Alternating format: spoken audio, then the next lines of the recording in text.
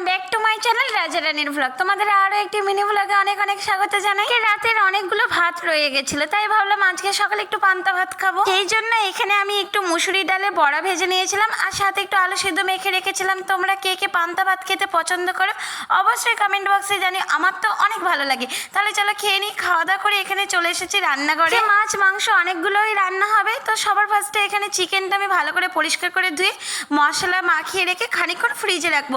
তো কিছুই না, লেবুর রস, নুন, হলুদ, লঙ্কা গুঁড়ো, জিরে, মিট মশলা, আদা রসুন বাটা আর সামান্য একটু সর্ষে তেল দিয়ে ভালো করে মাখিয়ে রেখেছি। তারপরে ঢাকা দিয়ে ফ্রিজে রাখবো। ফ্রিজে রাখলে চিকেনটা খুব সফট হয়। আর এইদিকে আবার রান্না হয়ে গেছে ভাত, কলমি শাক, সকালে মুসুরির ডালের বড়া, আলু সিদ্ধ ছিল। আর এখানে ছিল ট্যাংরা মাছ আর শিঙি মাছের আদা জিরে বাটা দিয়ে পাতলা ঝোল। এই মাছের ঝোলটা বাবা খেতে অনেক বেশি পছন্দ করে। আর এইদিকে ছিল ওলের ডাঁটা দিয়ে কাঁঠালে বিচে চচ্চড়ি, আর এইদিকে ছিল চিকেন আলু কষা। তাহলে টাটা, দেখা যাচ্ছে নেক্সট ভিডিওতে।